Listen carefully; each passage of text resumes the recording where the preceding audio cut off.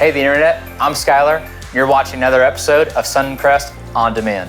Before we go any further, I'm sure someone is watching for the first time, and we're so glad that you're here. Help me, help you, help you, help me, help everybody, and text the word Suncrest to 94,000. When you do that, we'll send you a digital gift card directly to your phone for some coffee, simply for getting this far in the video. Now here's a tip for everyone who's watching.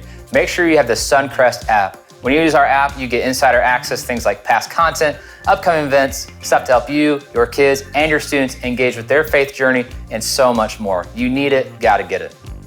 And actually, if you are looking to take a next step right now in your own faith journey, our app is the best tool to use. You can find the Next Steps button right on the homepage.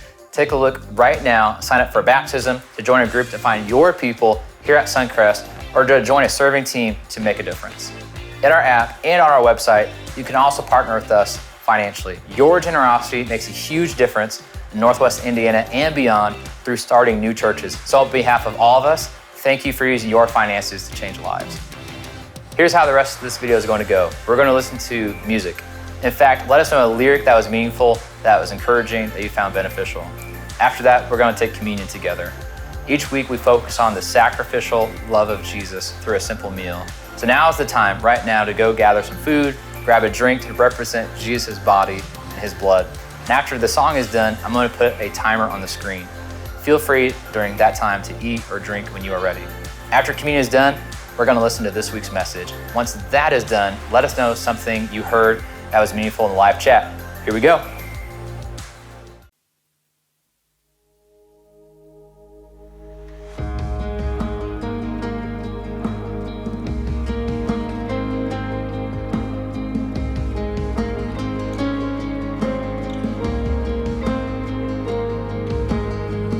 This is the word here in the flesh, living among the meek and lonely.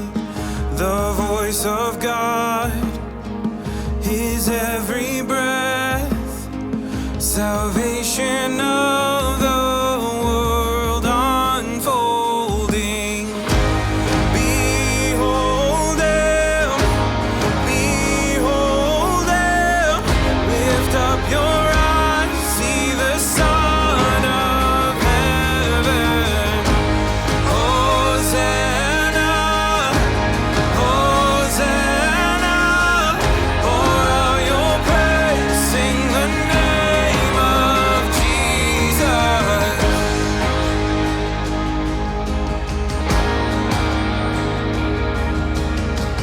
This is his heart upon the cross, and from his wounds his mercies flowing.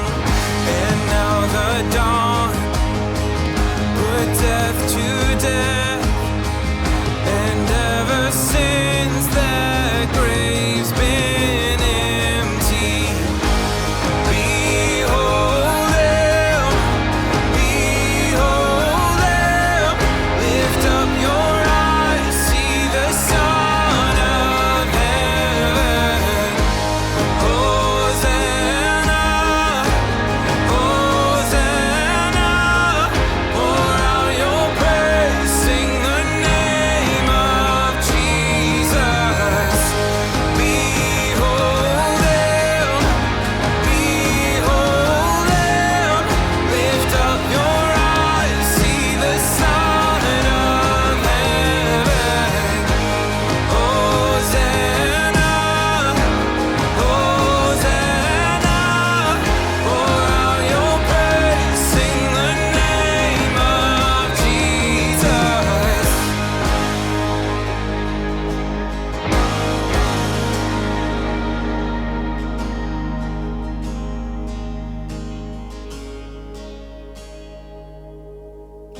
This is his home, here in our chest. At every door, our Savior's knocking. Oh, let him in. Oh, let him out. With every yes, his kingdom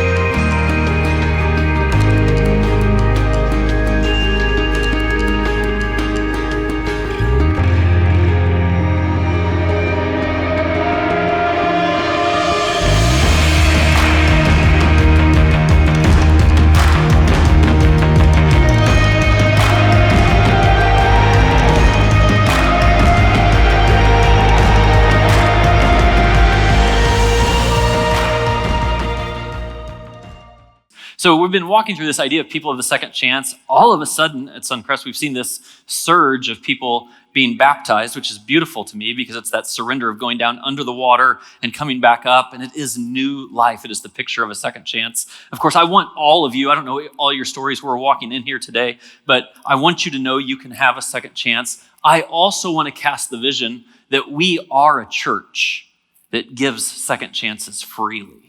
You know, one of the things I think about when I think about who God is and how the church should represent God well is that God is a God of grace, that in a place like this, you should receive a soft landing from whatever you're walking through and someone to help pick you back up and set you on your course. And so whether you need the soft landing or you're ready to give someone else the soft landing, we are a people of the second chance. Now, I have an exercise that I want to do together in the room right now, and I actually need every one of you to pull out your phone. Would you do that with me? Just everyone pull out your phone for a second. I'm going to have you have it out for about a minute and a half, and then you might want to go to the app and look at the outline. If not, you can put it back.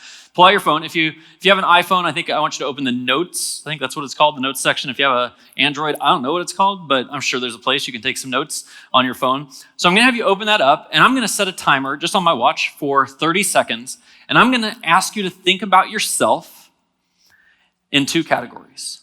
What are your strengths?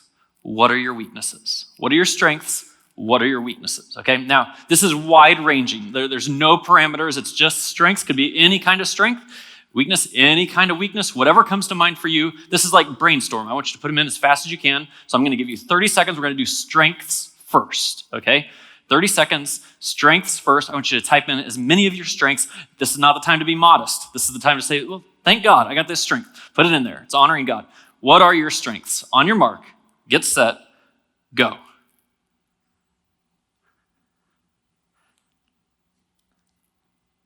What are your strengths?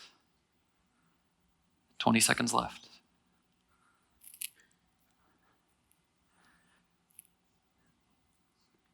What are your strengths? 10 seconds left.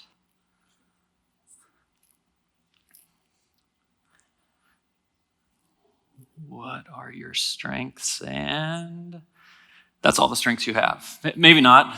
Maybe it's not all the strengths you have, but that's the time to stop taking notes. Now we're going to shift for a second. Give yourself kind of a second list. You can just do it beforehand. I'm not going to ask you to share this with anybody. This isn't some trick that I have, and later on you have to post this online. That's not what this is. Just for you, strengths, weaknesses, right? I'm going to give you 30 seconds. I just want you to be reflective about yourself and say, hey, these are my weaknesses. These are my weaknesses. On your mark, get set, and go.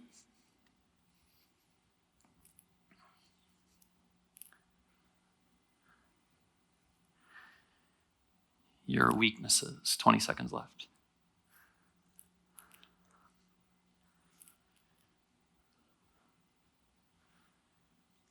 Your weaknesses, 10 seconds left.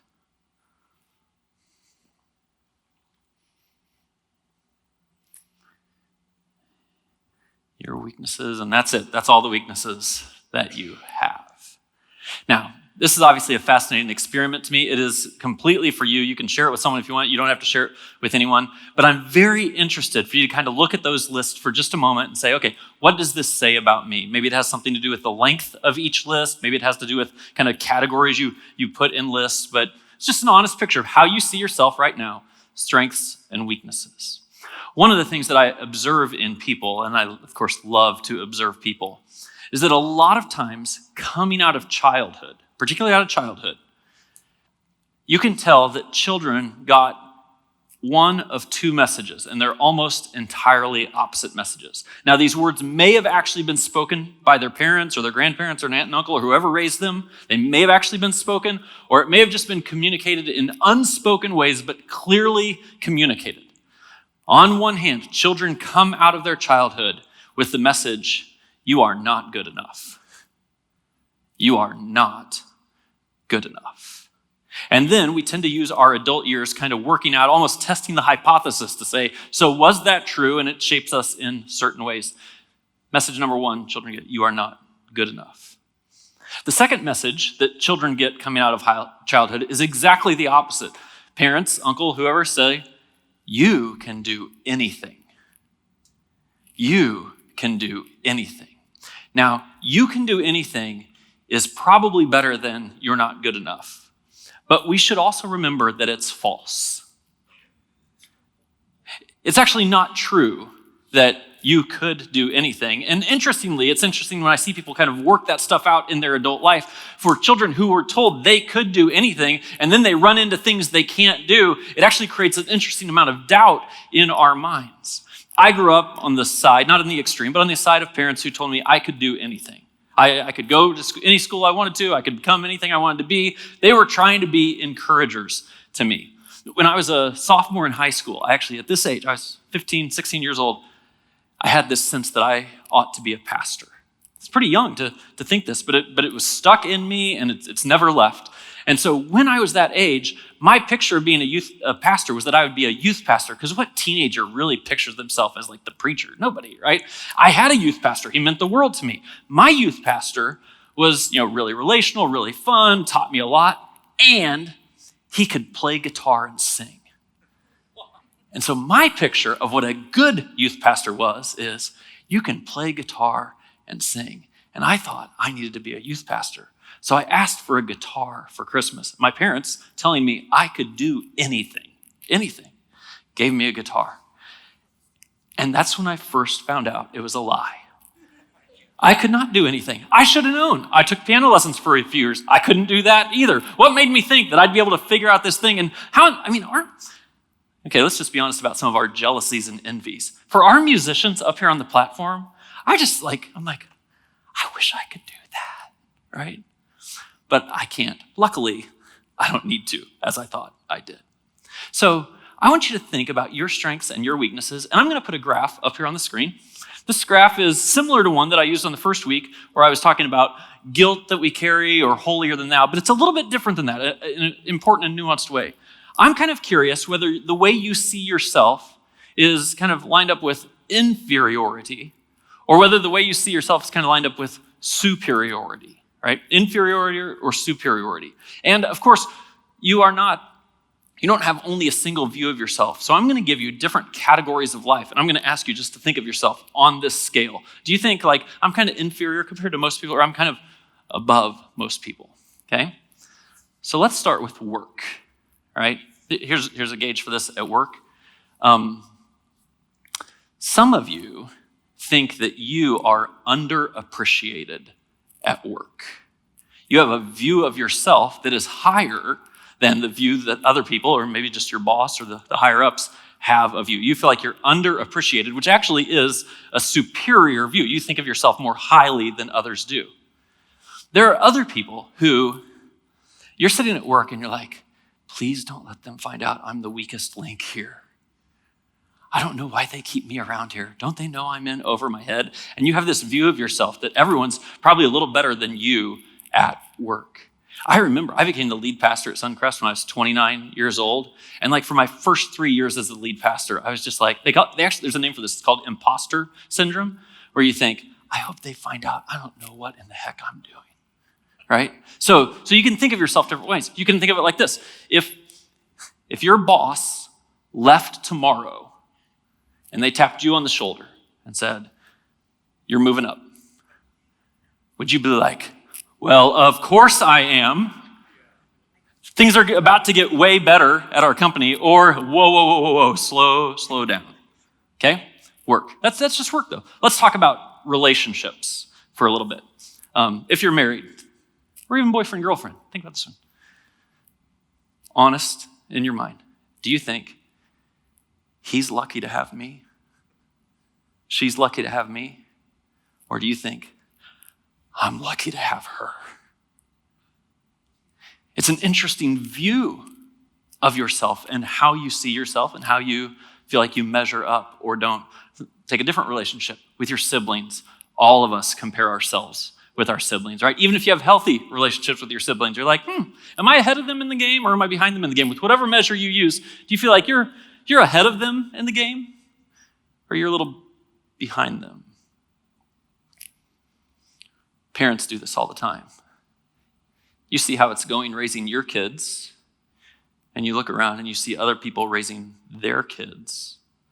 And you either feel like, man, I'm killing it. I should probably write a book about this.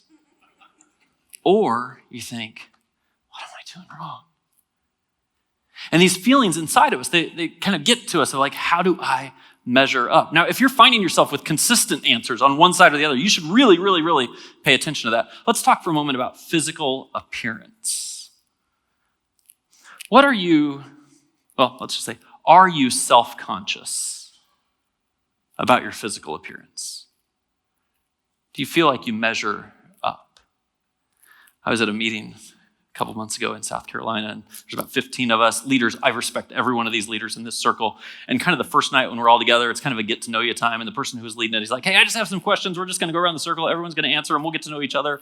And it started with questions like, hey, what's your favorite movie? Where's the place you'd most like to live? You know, kind of icebreaker questions. And then he asked the question, he said, what physical feature would you change about yourself? I'm like, oh, we're going there? All right, now, let me ask you, let me ask you, if you were introducing yourself to 14 other people you had never met before, and we're in a circle and they say, what physical feature would you like to change about yourself? I mean, I sat there and I thought, I have like 10 things that flood into my mind real quick. And then I think, what am I going to say? Because how are they going to perceive me? And you want to know what I said? Do you want to know what I said? No, I'm not telling you what I said. It's crazy. I didn't even want to tell them what I said. I don't know. Maybe read my note from Greg this week. If you signed up for the note from Greg, maybe I'll reveal it in that. Anyway, all kinds of areas of our lives. Let's talk spiritually just for a second. How do you measure up spiritually? Are you pretty sure this church is lucky to have you? What if I asked you tomorrow, I said, hey, I need you. I need you to lead this new serving team initiative that we're doing. What would you say? Would you say yes? Would you say no? What would be behind the yes or the no? What if I say, I need you to preach for me next Sunday? What would you say? Yes. What if I said to you, hey, there's a family really in need. I need you to give all of next month's salary to them? What would you say? Especially if you didn't think it was from Greg, if you actually thought it was from God. You feel like, I would step into that. See, there's something very powerful about how we see ourselves. And many of us, many human beings, I mean, this is kind of like the storyline of history, is that although sometimes people come across as arrogant, many times even the people who come across as arrogant are actually only compensating for some feelings inside of uncertainty, feeling like I don't measure up and being unsure. Look at just this list. I'm just pulling people from the scriptures, and these are people who did well. This is Abraham. I am nothing but dust and ashes. This is Isaiah. Woe to me, I cried. I'm ruined. I'm a man of unclean lips. This is Peter in front of Jesus. Go away from me, Lord. I am a sinful man. This is Paul when he's writing in 1 Timothy. Here's a trustworthy saying that deserves full acceptance. Christ Jesus came into the world to save sinners, of whom I am the worst. There's just this continual cycle of people all throughout the scriptures who, when they talk about their view of themselves, it is not feeling like they measure up. Quite the opposite. And so if you find yourself there, you're in good company. Let me give you one other example. This is Moses, who we're going to sit with his story for the rest of today. It says, but Moses said to God, who am I that I should go to Pharaoh and bring the Israelites out of Egypt? And Moses said, oh Lord, please send someone else to do it. Now, I want you to see what Moses is asking about himself here, and I want to ask you to go through the same exercise. Moses literally asked the question, who am I? Who am I really? Who am I, Lord? And I don't know how that works for you. I do know that identity and how we think of ourselves with our identity is a big conversation. It's an important part of how we all think of ourselves today. When you think of your identity and say, who am I? How do you answer that question? Now, actually, pay attention to this, because people answer it 3 different ways, and one of these will be the way that you answer it mostly. Sometimes people answer it by reputation. The question is, how do others see me?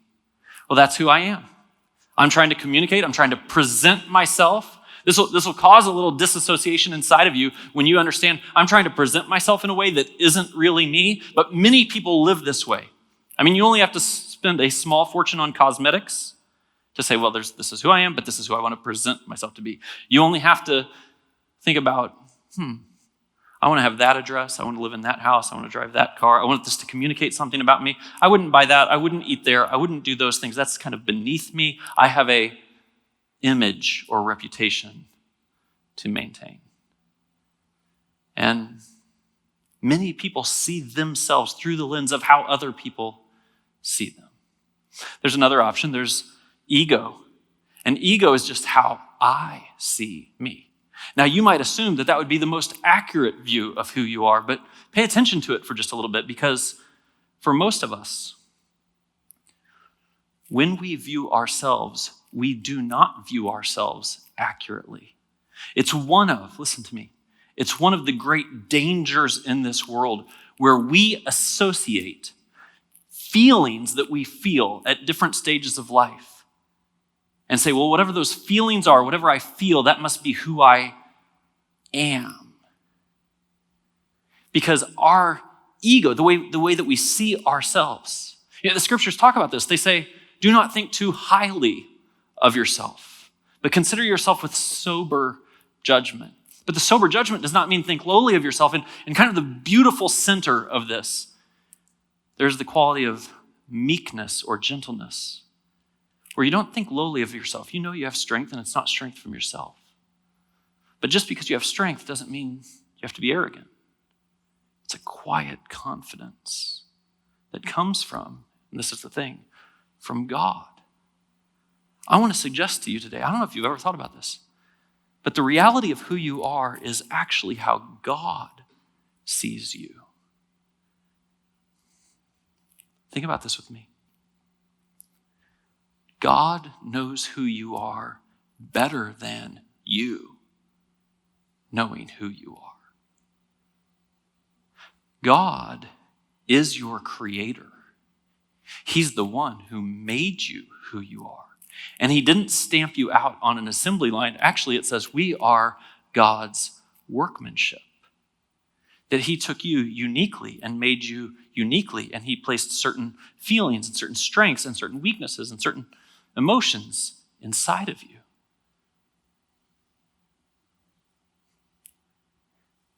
And getting in sync with who God says you are will bring about the identity that you need to have. It's interesting. In the Old Testament, Job is a fascinating figure. And most people aim for the front part of Job's life, where he was wealthy and had kids that were healthy and grandkids, all that sort of stuff. Like we look at that and we're like, oh, that's the picture of what we want life to be like. But there were lots of wealthy people who lived on planet Earth with good families who their story didn't make it into the scriptures. In Job's story, he had all of that, and then he lost it. And the unique thing about Job is that in the midst of loss, he was faithful. This is who God created him to be. This is what God's pleased with. And until we start to get our minds around, I'm trying to aim my life at something that God is pleased with, not just what others would be impressed with or what I feel like I want, it's a very common thing for us to feel disassociated inside ourselves. So I'm going to fly through this rest of the story of Moses here. The question is, how do I know if I measure up? So Moses is, other than Jesus, he is the pinnacle figure of all the scriptures. I won't give too much background, but he was born into unique circumstances. Even though he was a Hebrew or an Israelite, he grew up in the home of Pharaoh because he had been rescued as a baby. After he grew up in the home of Pharaoh, he had a little bit of an identity crisis inside of himself, and you likely would too. Because the Hebrews, his family, his ethnicity, was out in slavery. And though he was a Hebrew, he grew up in Pharaoh's home and had all the privilege of doing such. And he would look out on the landscape, and I'm sure at times he felt like, man, I'm the luckiest guy in the world because I live here. And other times he felt like, no, this isn't right because those are my people out there. And some of you have felt that, this conflict that exists inside. One day, the scriptures tell the story of how Moses went out and he saw one of the Egyptians beating a Hebrew slave. And it just incensed Moses. And so Moses literally went out and killed the Egyptian who was beating his fellow countrymen. He buried the Egyptian in the sand, and he thought that nobody saw it. He thought, I just took care of it. It's done. Nobody will ever know. And then one day he's out with some other Hebrews, and they said to Moses, what are you going to do? You going to kill us like you killed him? And this is what Moses says. Moses was afraid and thought, what I did must have become known. And this is one of the things that I see in people when they ask the question, how do I measure up? The measurement lens they use is their past or their secrets. Some of you have a storyline from your childhood, maybe through adulthood to now, that you think this is such a unique storyline. And maybe it's in some sense a sentence on my life. Our speaker next week is going to tell you the story of his life and how God delivered him through things that are kind of unimaginable to anybody else. I hope that you're here to listen to that. So let me talk about the secrets side of this for just a moment. One of the most common pastoral conversations I have with men, sometimes with women, is finding out that they're holding on to a secret. There's something they're keeping in the dark. And they're working on it not to come out. The reason it comes out to me sometimes is potentially I have asked someone, hey, I see how you're doing. I see how you're growing. I'd like you to step into this role. I'd like you to step into this leadership. And someone will sit me down and they might even say, Greg, I've never told anybody else this, but I don't think I can do that because. And then they say it to me. The secret. The hidden thing. The thing that's lived in the darkness. And almost every time in those conversations, it's so freeing. And of course, I'm providing a soft landing. I'm providing God's landing, the second chance.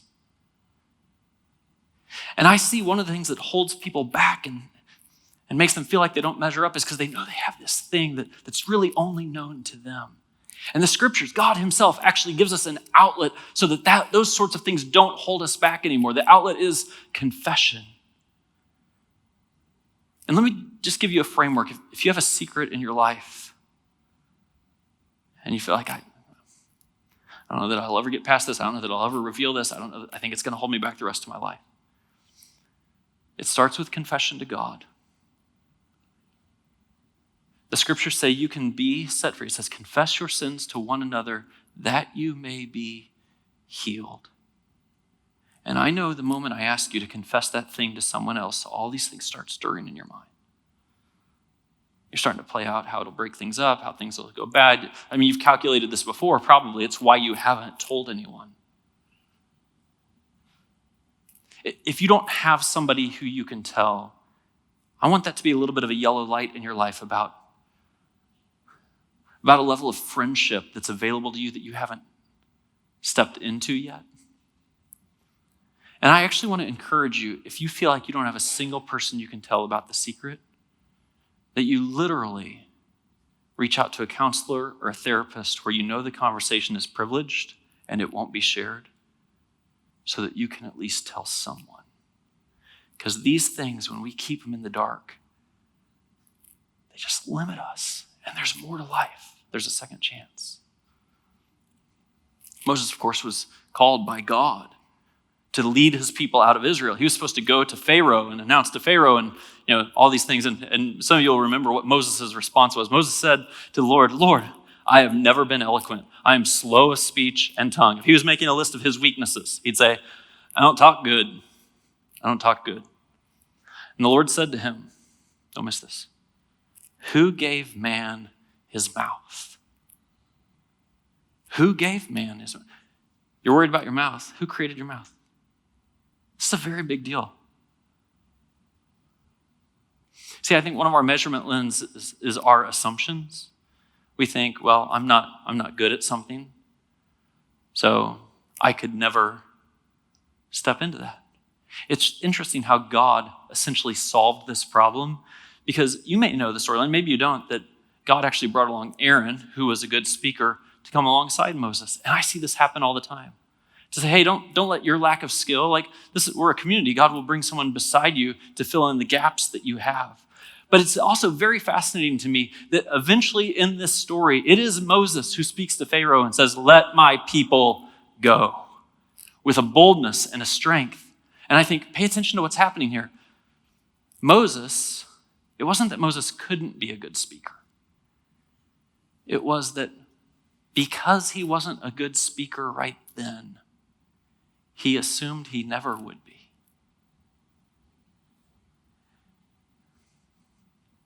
And if I could be God's voice in your life around one of those weaknesses that you wrote down, I'd say, is that actually a weakness, or is that just something you've never really tried to grow in? You've never really explored. I challenge people all the time to say, oh, you can do more than you think you can do. I can do more.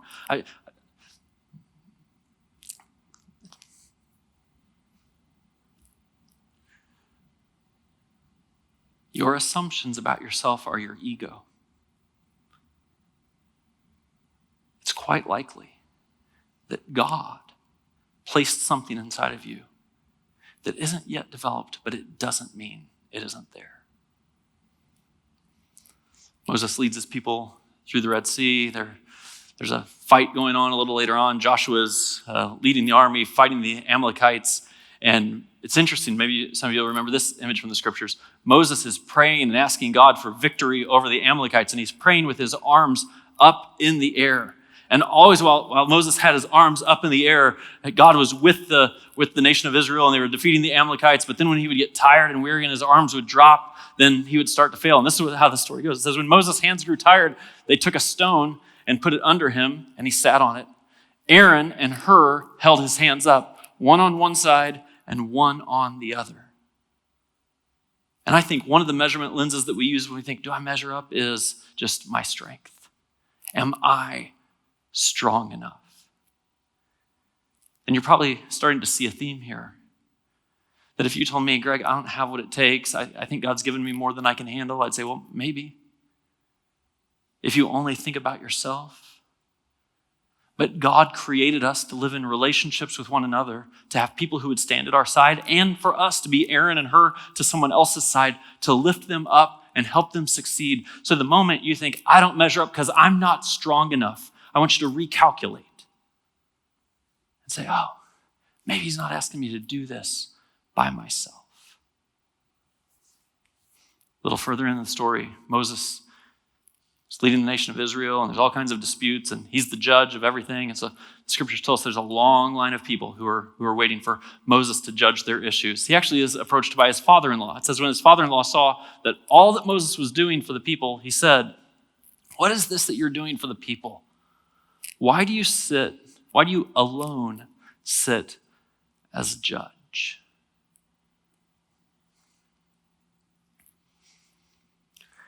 And in this passage, we're given a picture of how many, many people limit what they can do. They've limited their scope of how they think they measure up to whatever they can control.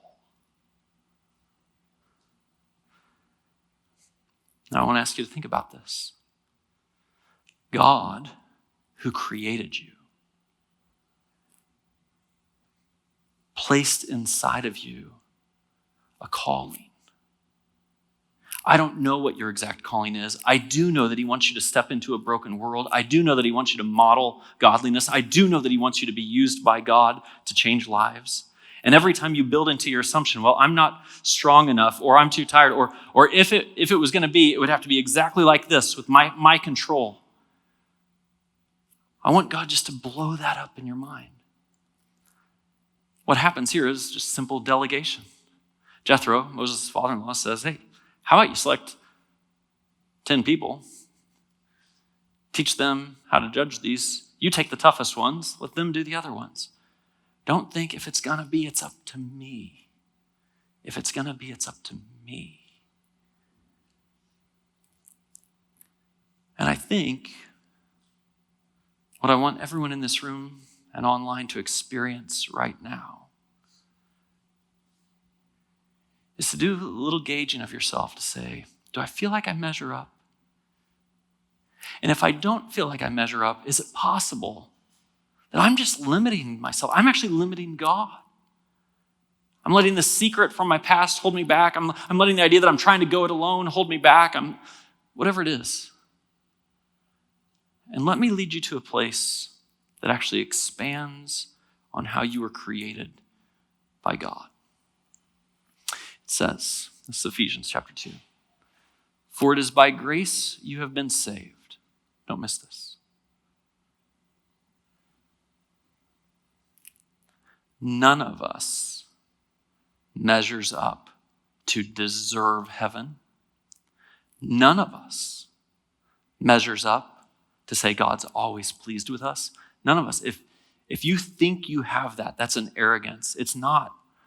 Well, that's what it says. For it's by grace you have been saved through faith, and this is not from yourselves. It is the gift of God. It's not by works, so that no one can boast. All of us stand together before God, falling short of his level of holiness, of his level of perfection, and we are given his grace. And then it says, for we are God's handiwork, created in Christ Jesus to do good works which God prepared in advance for us to do. The great tragedy of thinking you don't measure up is that God actually has a plan for your life. And he has prepared in your life good works, the restoration of this broken world, for you to dive in, get your hands dirty, make a difference, for you to love somebody who's tough to love, for you to mentor a kid who needs to be mentored, for you to be generous, for you to stretch yourself, for you to do things that you cannot do on your own. God has prepared in advance works, good works for you to do. And the great tragedy of feeling like I don't measure up is not only that you see yourself incorrectly by God, but that the world does not get your goodness. The projects God has prepared in advance for you to do go unfinished. Because maybe like Moses, you're saying, I don't talk that good, but I'm not strong enough. But I couldn't do all that myself.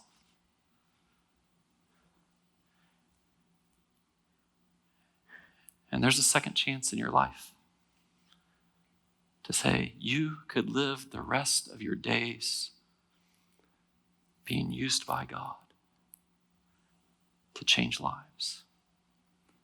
And whatever else you're doing, nothing would be more significant than that.